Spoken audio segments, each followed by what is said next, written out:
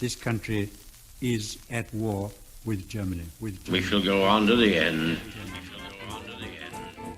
I remember the sheets of flame which came up and almost blinded us from our guns.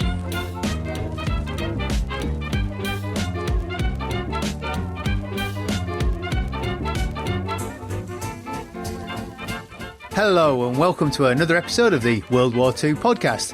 I'm Angus Wallace. During the war, the whole of Britain's coastline was involved in the struggle against the Nazis. In 1940-41, invasion was the main threat. Many towns and cities around the coast, such as Plymouth, Portsmouth, Hull and Great Yarmouth, were all targets of devastating air raids throughout the war. The East Coast was pivotal to North Sea operations against enemy mining and E-boat operations, and the western ports, particularly Liverpool, were crucial to the vital Atlantic convoys and the defeat of the U-boat threat. In this episode, I'm joined once more by cultural and social historian Neil Storey to discuss Britain's Coast at War, which is also the title of his book, Britain's Coast at War, Invasion Threat, Coastal Forces, Bombardment and Training for D-Day. Now, before we get there, this podcast is brought to you by the kind contributions of fellow listeners. If you think there is a vast machine at work in the background with assistants, researchers, audio engineers, all beavering away, paid for by a philanthropic millionaire, you'll be wrong. It's just me. But I could use your help. All this costs me, and it's not just my time. Software and research material prove to be an ongoing cost. Now, if each one of you tossed a shekel in my virtual tip jar at patreon.com/WW2podcast, I would have a pretty good monthly salary. But I appreciate not everyone has the luxury of spare change. But if you do enjoy the show every couple of weeks, why not go to patreon.com/WW2podcast and become a patron of the show. Now, Neil, welcome back. I thought we would actually start with the First World War rather than the Second World War. 'Cause in building up to World War I, we have a whole host of invasion scares. Then in 1914, we have the bombing of the northeast coast, and plans are drawn up in case of German invasion. Now, what I wondered was, did these plans get regularly updated in the interwar years, or was coastal and civil defence not seen as a priority and spending ratcheted back? Whenever there is war, of course, it's going. The budget will be there to build ditches, emplacements, fortifications. Out of wartime, it's often the budget gets slashed. And you can see that goes right back in history. Clear examples from Tudor Britain, 1588, the time of the Spanish Armada. There are fortifications and planned fortifications all around our coastline, beautiful star forts that they plan to have.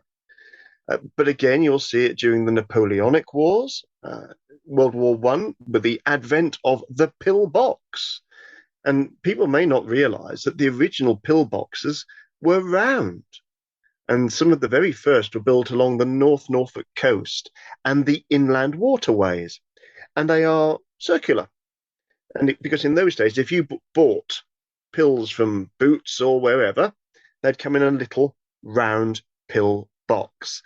So no matter what shape they may be after that, they all began as circular defences. By 1918, they're looking more at a more developed shape, more how do the blast walls, how are they going to work? Construction became more considered. And they were building pillboxes in Britain up until 1918. Because, believe it or not, now we talk about the invasion scares, certainly the big scares of 1914, early 1915, when we get the first Zeppelin raids over Great Britain. But we mustn't forget Britain, on a number of occasions, between 1914 and 1918, was shelled from our coastline. So these are Imperial German Navy scouting flotillas. They're parking off the coastline. So the first one's November 1914 off Great Yarmouth and Galston. Then you get December 1914 when we get the first casualties. That was off Scarborough and Hartlepool and Whitby, believe it or not. And they got a shelling. And poor old Hartlepool, got terrible numbers of casualties caused there. So the thinking was for the military, you've got to be seen to be doing something. So they built fortifications along the coast, sometimes using old Napoleonic fortification positions to put naval guns in and to fire back. And also, if the German Navy did try and land troops here, that's why they kept on building those pillboxes. What I find interesting about that is because in my ignorance, you see the pillboxes along the coast and you automatically just think the Second World War, and they're not. That I can't tell the difference between one or the other, and it is on my hit list of things to do. Actually, what we're on with a to try and figure out which is which.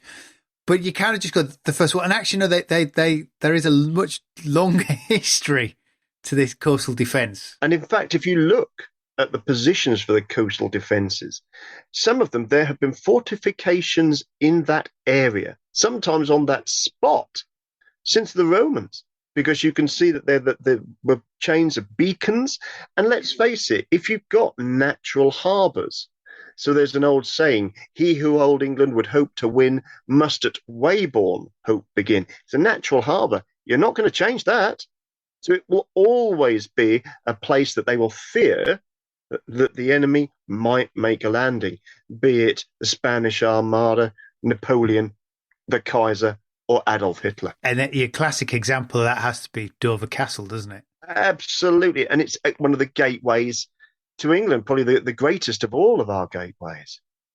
But that fine bastion, you see, we have to remember, you're saying about they've always been scarce. We mustn't forget, we are an island society. So if you are an island, although we've got a fantastic moat, there will always be a concern that some enemy might want to try and cross them and invade. And when we get to World War II, there was still the invasion scares, but also the real concerns about raiding parties coming in. So when did they start building up this idea of some form of civil defence? I presume it's in the late 30s then, and tried to put it on some sort of official footing. Well, what happened was, after the First World War, to just put it into a little bit of context, there was a great feeling for no more war. So they put in Great Britain, created this 10-year rule where the funding would be slashed. They had what they called the Get Us Acts, and the Army, Navy, Air Force, intelligence services were all not only stopped for recruiting and downsized, but cut back in peacetime. When we get to 1930, there's actually concerns of what's going on in the Far East. And there's large armies mobilizing out there, and that causes a bit of a rumbling. So people start thinking about protection. In fact, from the mid-1920s, the concern over aerial attack. We'd had not only Zeppelins, but we'd had what they called the Gotha bombers in the latter years of World War I. Zeppelins came by night. Gotha bombers came by daytime. So they said, we're going to start Observer Corps again. Originally, that was taken out of the Special Constabulary. You had to be a special constable to be a part of the Observer Corps. And the fears over aerial warfare, the predictions that were coming out with from the experts were, this is going to be serious. Cities could burn. And then when you get to the mid-1930s, you get the Spanish Civil War and the bombing of Guernica. That shocked the world. So the idea of ARP had been discussed. The Ramsay MacDonald government in the mid-1930s in Britain had put the idea out there. They'd formed a department for air raid precautions, but nothing was really done until after the bombing of Guernica. That frightened a lot of people.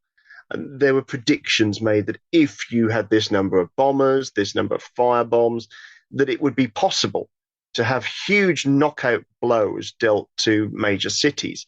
And it wasn't long after that they started saying, well, yes, London could be annihilated in a week.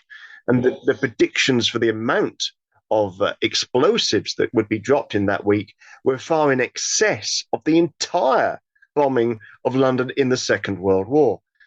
but it got people concerned. And so the ARP Act is passed. Local governments not only have to have committees and paper provisions, they've got to start identifying places that can be converted into shelters. So it could be old underground passageways, unused areas of the tube system in London, for example. But in other cities around the place, there are often old underground roads or workings. Down in Dover, for example, there were tunnels that were not being used by the military anymore, and so they're putting in bunk beds, and they're preparing. So it's really from the mid-30s we start seeing the civil defence, or what was known in those days as the Air Raid Precautions Organisation. By late 39, 40, they were known as civil defence. Which government ministry is that under? Is that under the War Office? Is there a is that devolved completely to the regions left to the Lord? I mean, during the First World War, a lot of it's left to the Lord lieutenants. Well, it cascades down.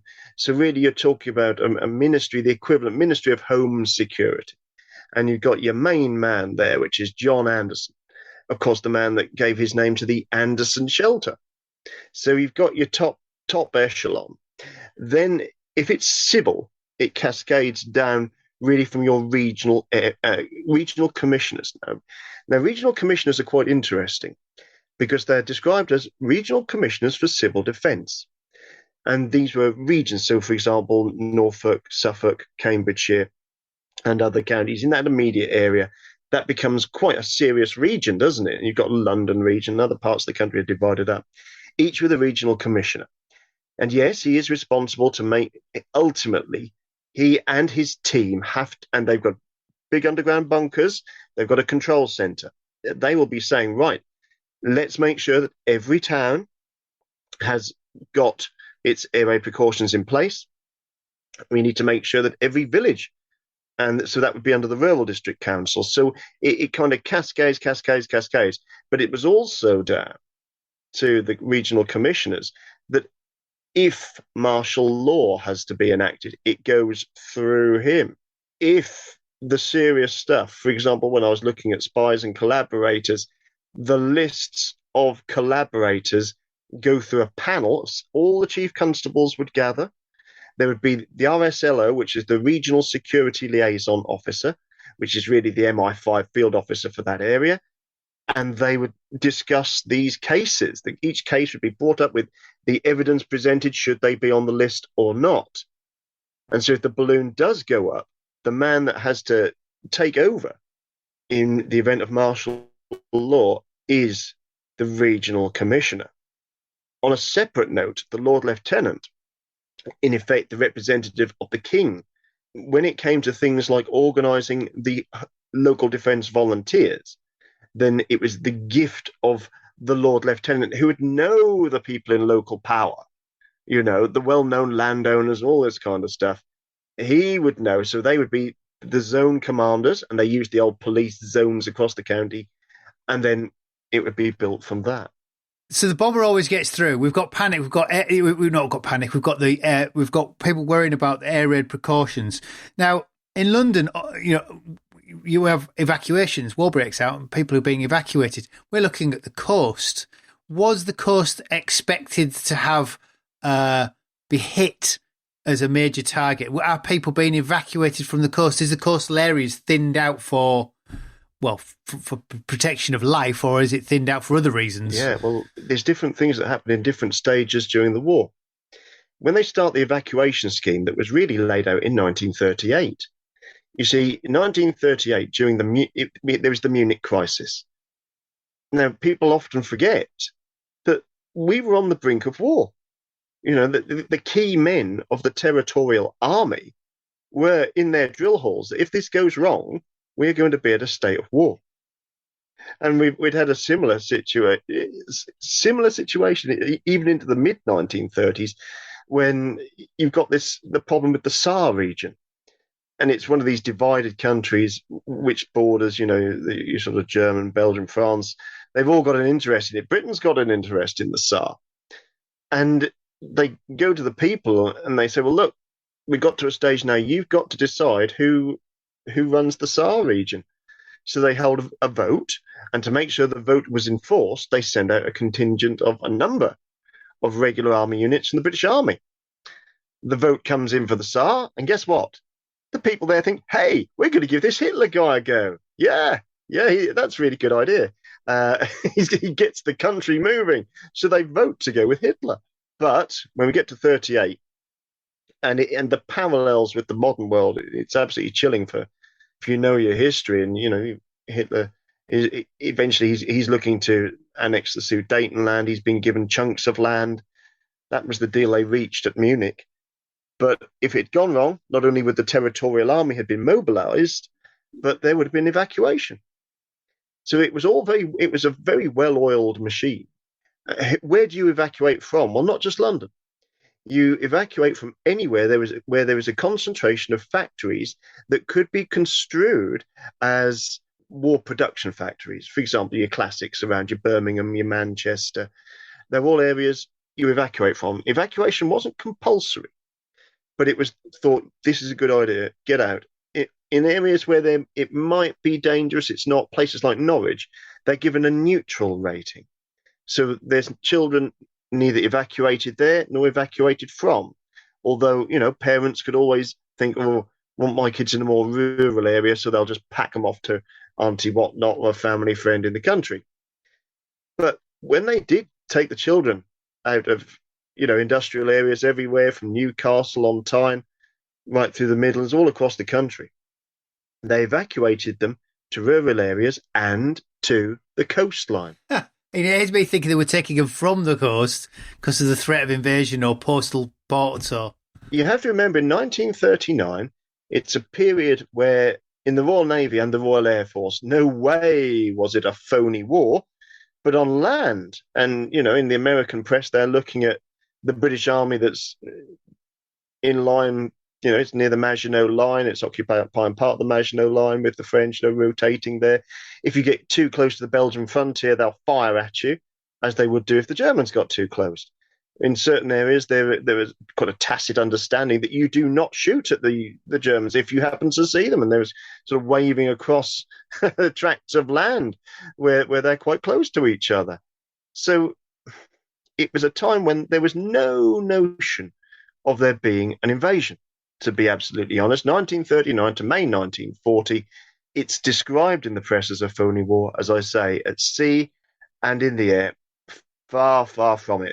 It's a vicious war where merchant vessels and civilian passengers are going down. It's a horrible, horrible war. But you see, the First World War had been a war which was fought from trench to trench. You think of the Western Front. And for many, although there was mechanization, yes, there's modern aircraft, there are fears over air raids. But at that time, German raiders are dropping mines at sea. That's what you're getting. There's no immediate threat. And there was a certain confidence that France will never fall. We've got an incredible Maginot Line. It didn't fall in World War I. Why should it fall now? And what possible danger could any sort of German threat be, as long as we've got a Royal Navy to patrol the Channel? And they felt very confident that we'd mined the Channel effectively with a few lanes to get our supply ships through. But we felt very, very safe. And if there was going to be an invasion, the thinking was, well, the chances are it will come from Holland. It will come across the North Sea rather than the Channel, because the Dutch ports could cope with that. And certainly right up until May, when there was invasion of the Low Countries, Belgium, the thought was, they're going to come across the North Sea because the ports are ideal for that. The Channel, that was thought was pretty impregnable, even up to the fall of France, really. Well, we get to the fall of France and that Dunkirk. You think of the French side of the operation, not necessarily the British side of the operation, and you think of the little boats, and that got me thinking, well, where do you get little boats? Are these little boats all from? Surely they can't all be from Dover. Where are all the little boats that are involved in Operation Dynamo? How far along the coast are these communities getting involved with that evacuation operation? They're coming down from the north of England. I mean, right up Berwick-on-Tweed. They had minesweepers from North Shields in Northumberland, and the men that were due to be on leave called back. No, down you go. And then you've got Margate, you've got Ramsgate that often gets forgotten, but yeah, you've also got Dover. You've got the vessels on the Thames. They are seaworthy, but making that journey across is tricky.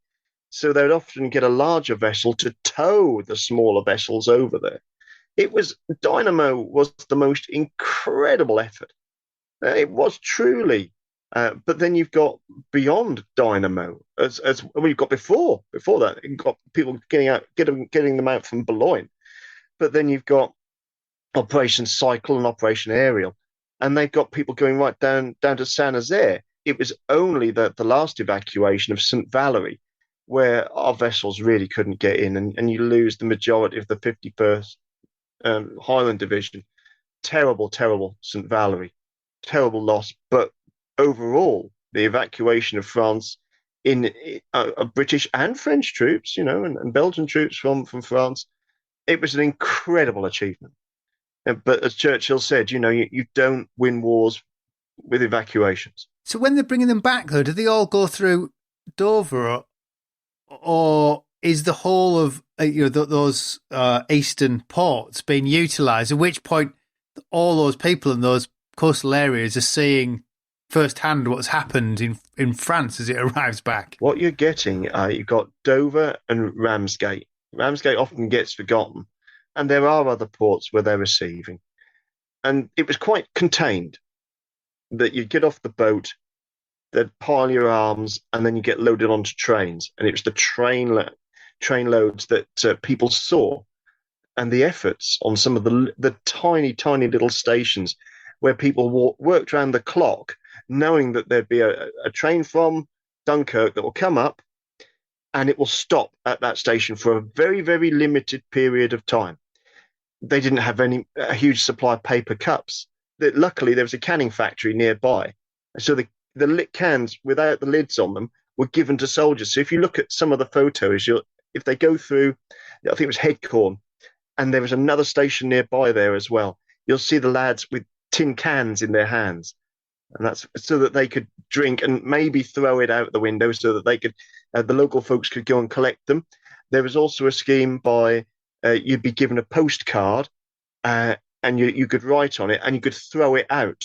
And these would be collected to let your family and posted to let your family know that you're okay. And that's because they're not allowed out of the train, are they? That's right. That's right. Trying to keep the tempo up. Absolutely right. Yeah. So you'll see these wonderful images of ladies from all sorts of local organisations, those on leave, those from local units, men and women, Army, Navy, Air Force, everybody that could possibly be spared. And the quantities are absolutely incredible. Making jam sandwiches and wads through the night, and then going along with baker's trays, pies after pies after pie. Incredibly powerful time. People say, typically British, stiff upper lip. Well, what are you going to do? You do the best you can, whether you're civilian or army, Navy or Air Force. You help your comrades, help your folks, It's funny because all the images, so many images of those lads arriving back are all with them in the train. And I hadn't quite appreciated it. It's because the weren't allowed out of the train, because if they wandered off, you have to get them on and it might slow the trains down. So just lock the doors.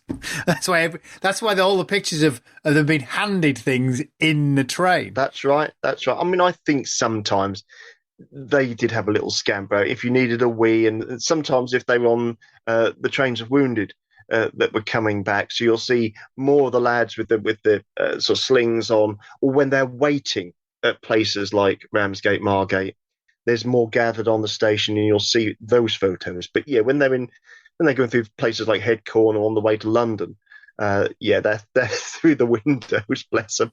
So the fall of France, if we thought we were secure all those Channel ports, how that must have been a shock. And how much does that change the life in these coastal areas? Does it suddenly become a militarized zone? We've discussed pillboxes, but does that go into overdrive building? I mean, it's funny because we talk about pillboxes, then in France you talk about the Atlantic Wall, these big Teutonic helmets, but we never seem to have quite got to that level of defence. Oh no, we're not doing that sort of faff around, for God's sake. The minute you've got the fall of France around about that time, you've got to get somebody in to do the job. You'd had old Walter Kirk, and General Kirk, and he'd had Plan Julius Caesar, which was the defence of Britain in the event of invasion. But you've got to now think, well, we're going to have to bring in a new broom, somebody that the public will recognise, somebody who's dynamic and impressive in the public eye. This is what you need, public confidence at this time. Now, that's crucial. Churchill knows this. So who do we get? Well, Tiny Ironside. General and very soon Field Marshal Ironside. And he gets a lot of criticism, sometimes quite justly. But at that, we have to think about history at that time. The guy is recognised as a distinguished senior British military officer, one of the youngest brigade commanders of the First World War, a good, solid military career. He looks impressive, and you would feel, yeah, this guy can do something. Now, he's a man of his time. He's an ex-Scotland rugby international. He was a public school educated man, but a man that had a lifetime in the army. Now, if you have a smashed British Expeditionary Force, you've got a lot of men in training still, because we've had conscription since 1939. In his experience, what else is he going to do? And what do the public want to see to be done? Is that we're going to build our defences. And Ironside thought, well, if you dig trenches in, if we get entrenched, we can put these guys in, they can fire a rifle. He was confident that the British soldier, and we had allies, you had the guys coming over from Canada, we had Empire troops as well, so we mustn't forget that he was confident that the British and Allied troops in Britain would stand firm. He was absolutely convinced of that. So he creates the Ironside Crust, the Coastal Crust. And he also begins what they call the stop lines. So this idea is, if you think about it in principle, what else can you do? And he does it quite well, and he's got to work very, very quickly. So he gets Admiral Frederick Dreyer, and he conducts a coastal survey, and he actually begins in East Anglia. Because remember, the thought is if they're going to come across the North Sea. They're still fairly confident that the channel would hold. So he surveys from East Anglia and then just above, going up towards Lincolnshire. In the end, he will go all the way up to Berwick-on-Tweed. But he kind of also sees that now with the fall of France and looking at the aircraft that are coming over and the reports that they're getting quite rapidly that Hitler's massing troops in Boulogne, there's sea-going barges. Something's going on there. They're being collected there for a reason. So he surveys all of that coastline. And it's quite clever. They work out what are the beaches that are most vulnerable, the beaches that are going to support armoured fighting vehicles and tanks landing without the Germans needing to put some method of roadway down there. Remember, the funnies haven't been developed yet. So you've got to have something firm enough to sustain that landing until they could get a pontoon established. We knew if the Germans were going to land, they would land by rubber boat. But when they want to start getting the heavy stuff, we thought, well, they're going to go for ports and they're going to go for hard beaches. So we need to survey all that. Think about things like coastal batteries. And Dreyer was the man that said, look, yeah, we've got guns out to sea, but we've got no canopies over them. It's common sense. But, you've got enemy aircraft coming over. They can look down. They can see the coastal battery and drop a bomb straight on it. So you need to put, bomb-proof shelters over those batteries. So that's pretty good. It's Dreyer that's also going around saying, look, we've got piers that are sticking out to sea. We're going to need to either take a section out of that or blow it up. It's as simple as that. And the priority has to be on the East Coast, South Coast. That's the way we have to do it. Lovely story about it in Cromer. Dreyer went there and he said, you've still got an intact pier. Oh, they said, oh dear. So the local engineers unit say, right, well, let's blow it up. Let's get a hole blown in the section. Great, bang, off it goes. And a large metal pole ends up embedding itself in Cromer Marketplace. But the problem that was pointed out soon after is that, well, our lifeboat house is at the end of the pier, so we can't get across. So they had to put a little single man at a time walkway across to get to the other side of the pier for the lifeboat cruise. So yeah, it does have a sort of Dad's Army ring to it. But what Ironside also thought, well, if we're looking at the defences, we need to think, how can we stop these landings in these most crucial areas? So you're putting in, initially it's what they call the Danet concertina wire and the coils of barbed wire.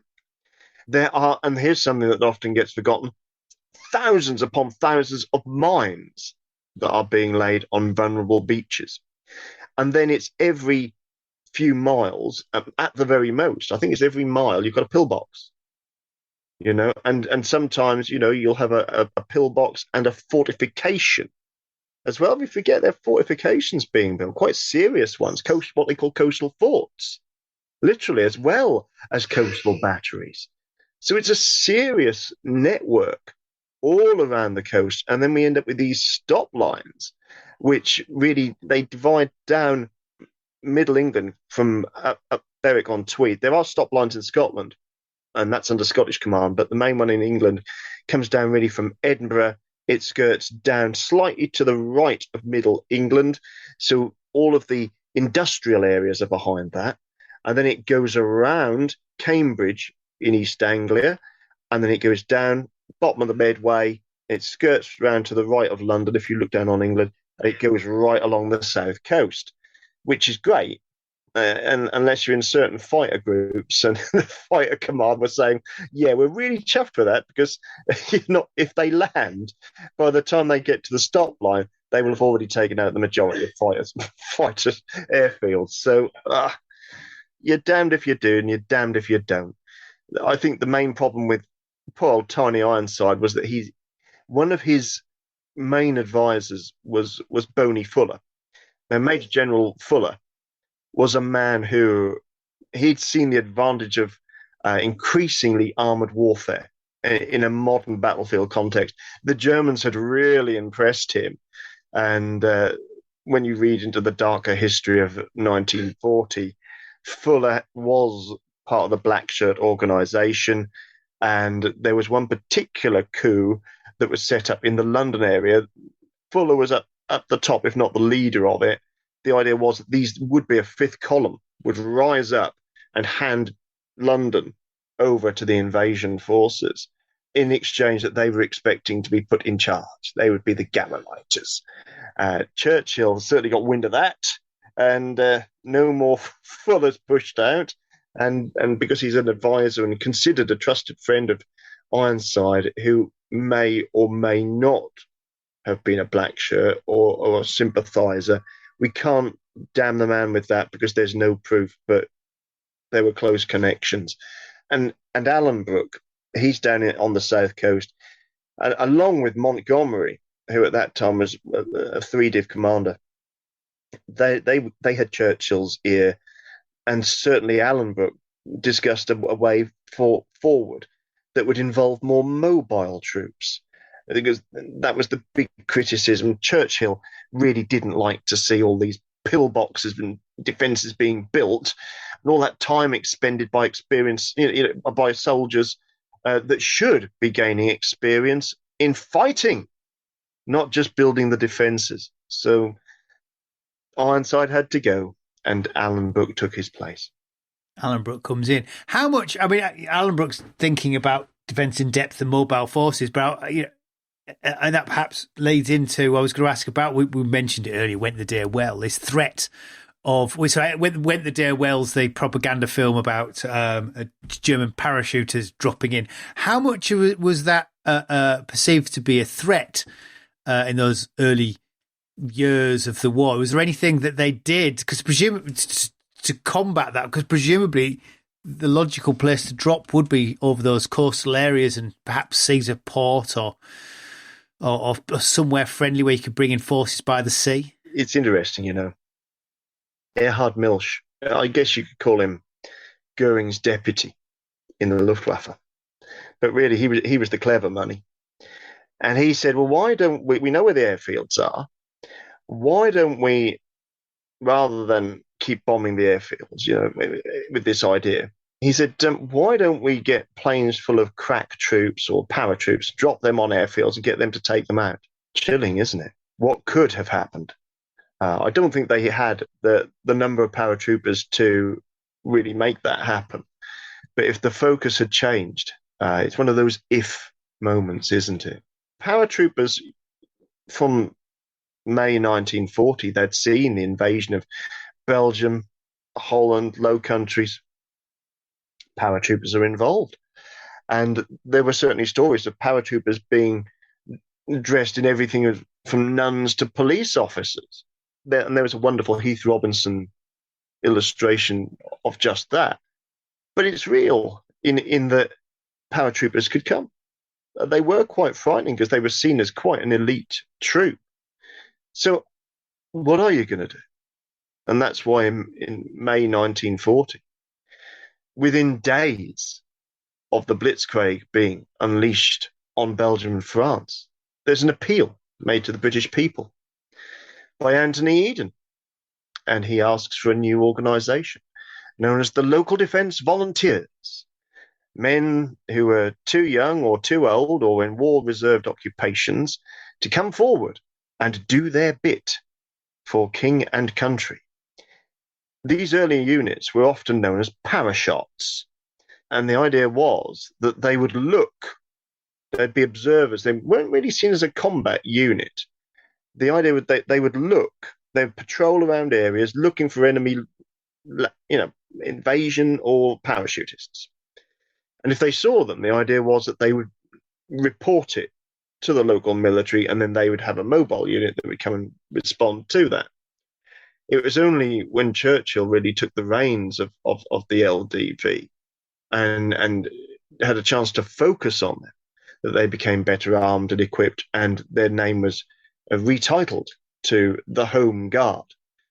But in those early days of LDV, when it's kind of reporting in, the armband LDV didn't just stand for Local Defence Volunteers. It also stood for Look, Duck, and Vanish. But what is interesting, when you see these early days of invasion threat, are the hodgepodge defences that places were putting up. You've got your pillboxes and you've got a coastal crust, but you seen the poster, is your journey really necessary? Well, they're closing down coastal areas, but what are they making as roadblocks? Well, yes, you'll see this, what they call the knife rest, 2X shape, good shaped logs with a rest across the middle, often with a spiral of barbed wire across it that could be moved from side to side. And they were anti-tank blocks, and they were putting in these rails and dragon's teeth. But there were also some real hodgepodgey stuff down in Brighton. They took some of the wooden seaside beach houses, and they filled them with shingle to block the road. It looks like Invasion of the Beach Huts. Seriously, there's photographs in the book. In Great Yarmouth, they've got loads of herring barrels, so they're filling those up with stones as well to block roads.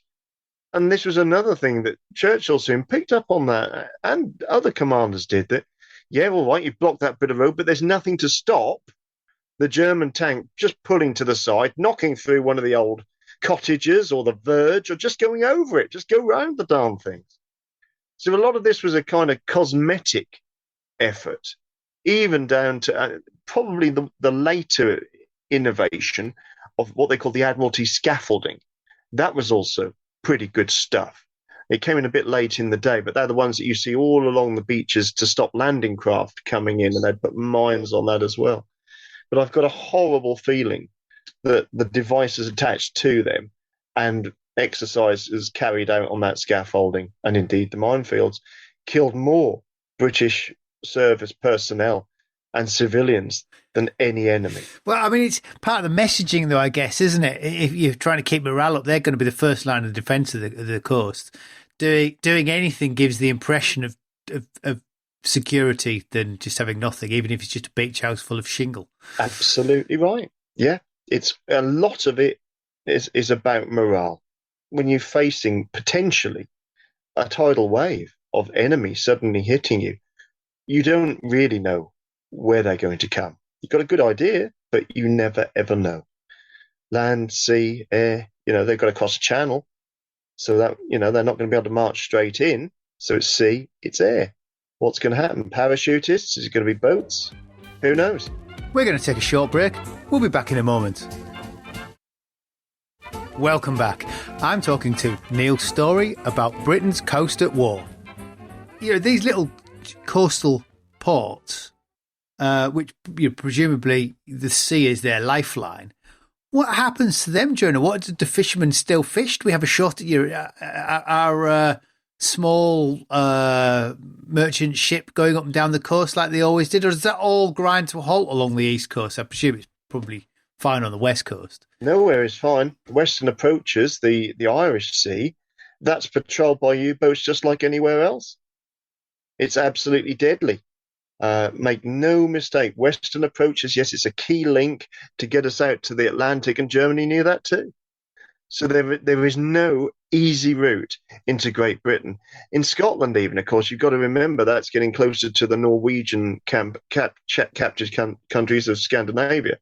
So there's a fear that there could be invasion from that there as well. So nowhere is safe.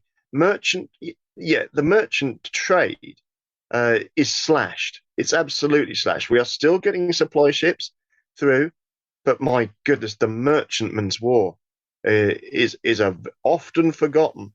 But they concentrate them on the big ports, but all those little ports that would have moved stuff just internal trade. What you tended to have, the smaller ports, they've got booms across the harbours because they don't want these hit and run MTBs coming in there, so they become quite heavily defended.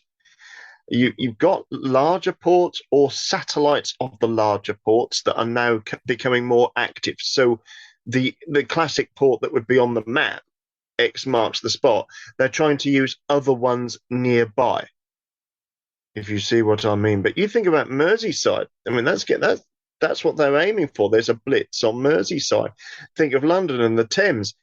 After 1940 and the Nazi campaign against Great Britain, they didn't win the Battle of Britain. There's a great thought, and it's often forgotten, that the invasion threat was revived again in spring 1941. That's often forgotten. We might have had a success in the air, but that's still coming.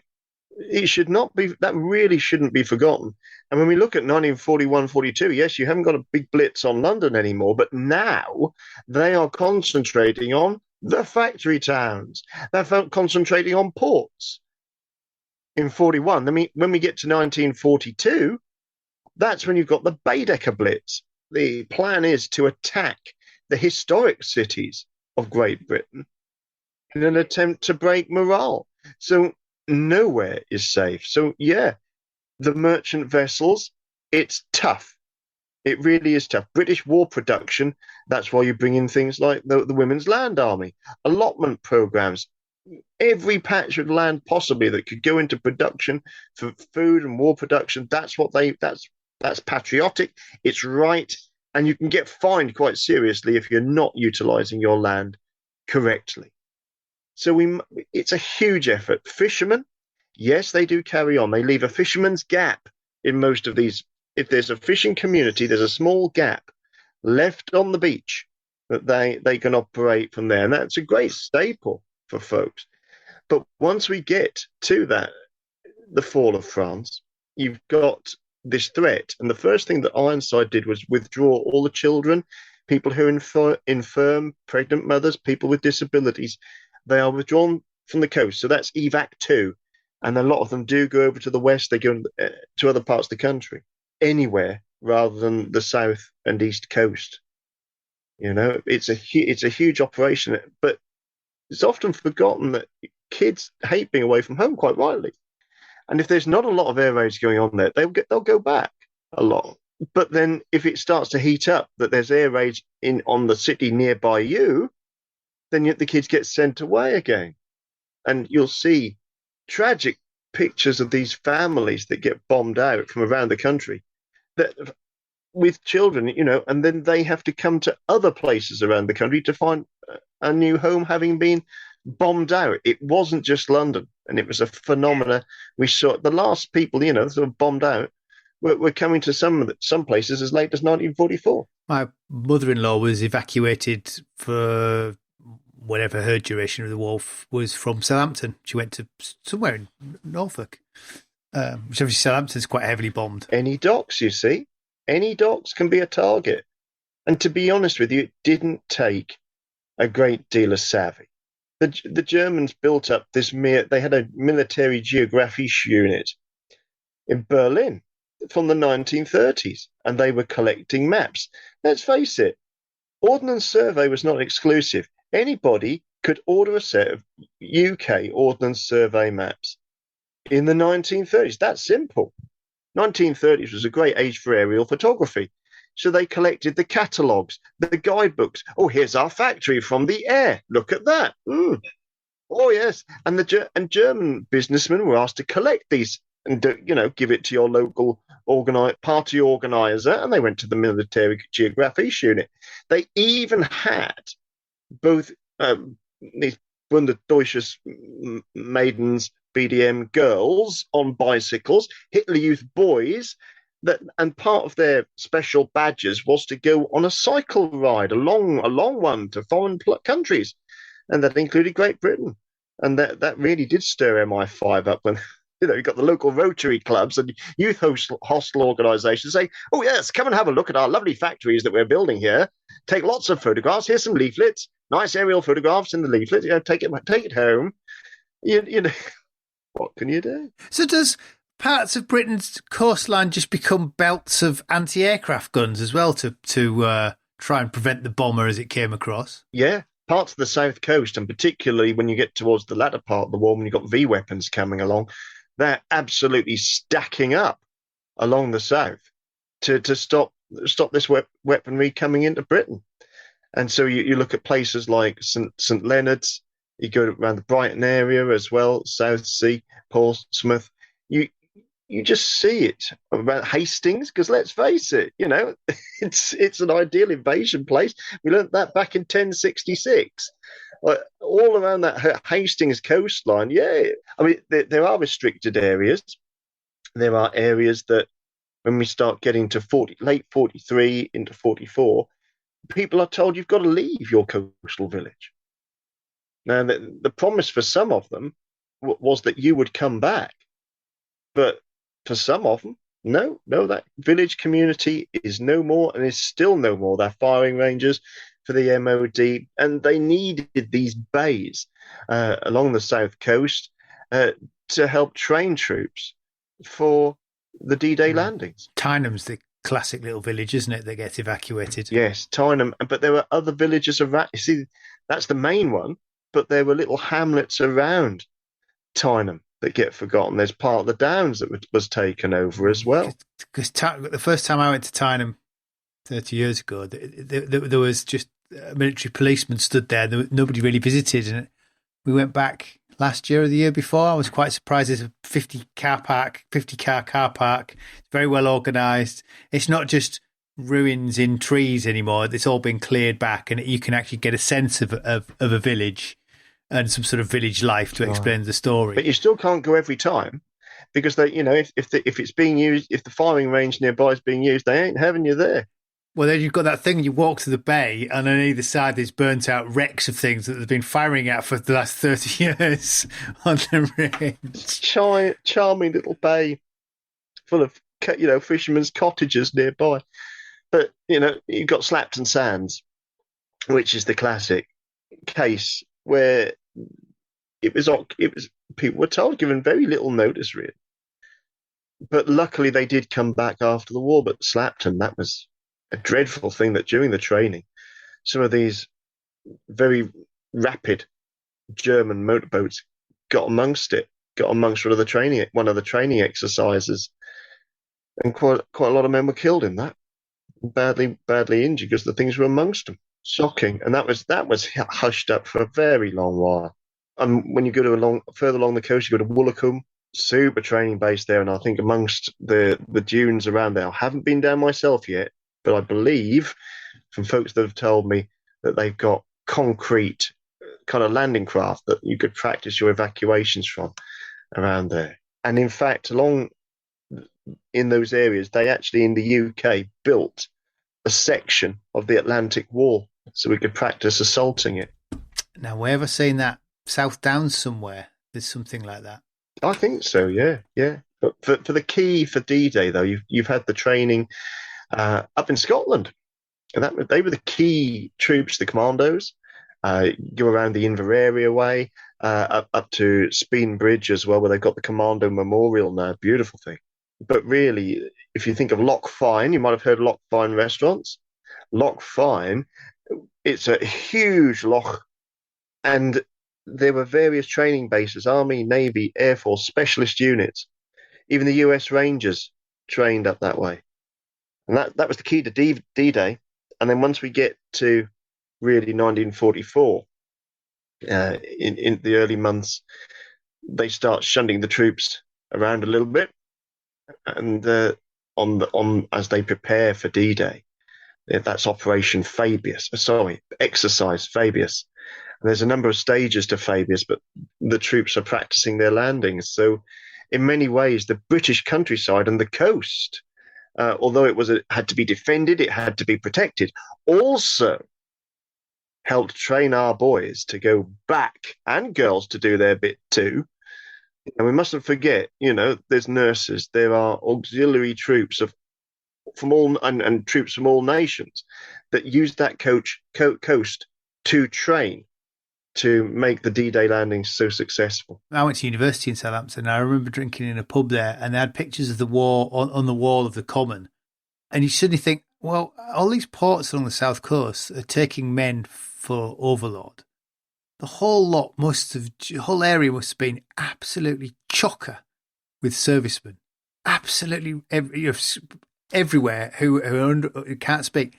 And it must have been such a surreal experience being a local to be suddenly surrounded by men and material just waiting to go. That was really on the eve of the departure. Before that, they were moved to bases near the coast, and they were locked in. You weren't allowed to go into towns and places. They had to deceive Hitler, and that's what was known as Operation Fortitude. And Operation Fortitude saw places like Braden Water in Great Yarmouth have false barges. Our supposed barges for invasion troops are actually glorified film props, and parts of Kent had the guys from Pinewood and special camouflage departments, Colonel Turner's department, he was attached to the Royal Air Force, a whole lot of subterfuge, using people with film and theatre skills to make it and look like there are troop movements. Camps are built to look like active military camps. It's all a sham. And there's even a huge amount of radio traffic created as well. It was a huge effort, but it worked. A lot of the camps where we had the troops that were actually going over, they were in forests. These holding camps where they were, and they'd do some training, but then they'd do these beach exercises with Fabius, Exercise Fabius. It was only really a day or so before Operation Overlord was launched that they were down in the south coast, and really that was just for into the towns. And there was these huge trail backs of tanks, armored fighting vehicles, all sorts along those roads. So it was incredible, but it wasn't the massive extended period of interaction. Although that said, the number of old boys that said, I met my girl just before I left, and they came back. They were lucky enough to come back. They did find them, these lovely girls, and they stayed in touch, We've talked about pillboxes, mining beaches, scaffold to prevent parachutist landing, trenches. It is sort of there, and it's sort of all isn't there. How long does it, specifically mining, with mined beaches, how long does it take them to clear these beaches? Because you can kind of think, people think, well, the war's won and we won't worry too much about it. We'll do what we have to do, and it sort of just, gets left to one side. You're absolutely right. by the way, the Admiralty scaffolding didn't stop the paratroopers, but it did stop the landing craft. You can't do an awful lot to stop parachutists unless you kind of get a machine gun on a ground mount and start to spray the air or point your rifles up. But clearing it all away, it took decades. The ironwork from beaches, when I was a kid, I can remember seeing the joints from scaffolding on the beaches down in Kent. When I went to see my Uncle Ernie, who was on coastal defences, when I was a lad in the 1970s, 1980s. And I said, well, Uncle Ernie, what's this? Oh, that scaffolding, boy. You used to have to put that up on the beach, But they were bits that lingered. The ironwork, you can always sell iron as scrap. Plenty of that after World War II going around. But to clear the beaches, well, the Royal Engineers are very good, that they mapped where all the mines were laid. Trouble is, coastal erosion doesn't help that. So when you go back to try and find them, you've had cliffs collapse and tidal drift and all sorts of stuff. And it was into the 1970s, and it was what they called the Munsley minefield near Trimmingham on the North Norfolk coast. That was one of the last to be absolutely said, like, this is completely clear.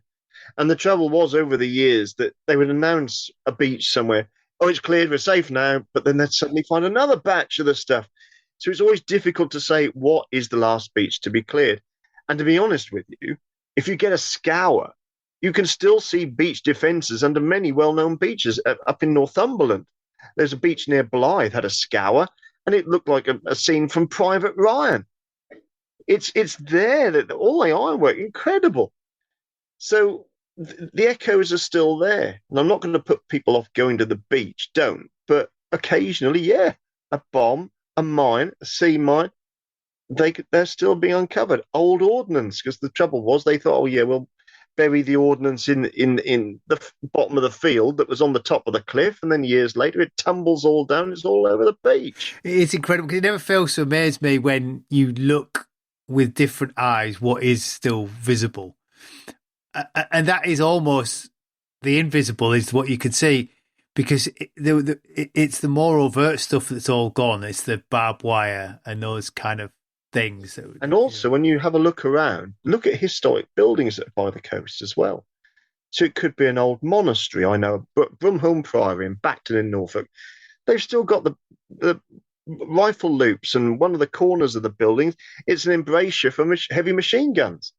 So look and look again, because not all of those features that you see on the historic buildings are medieval. They might just be World War II defences. Indeed, Neil. I'll never look at a building on the coastline again without looking for loopholes. Well, Neil, let's leave it there. Thank you. Loyal listener, if you want to know more, Neil's book is Britain's Coast at War, Invasion Threat, Coastal Forces, Bombardment and Training for D-Day. I'll put a link in the show notes and on the website, www.podcast.com. In the next episode, I'm joined by Mark Urban, who has written an authorised history of the British Parachute Regiment during the war. So until then, I'm Angus Wallace, and thanks for listening.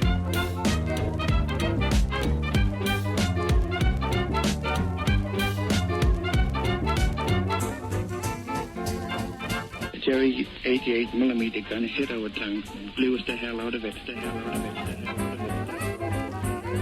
Stalingrad can never be repaired. As Allied Commander-in-Chief, I have granted a military armistice.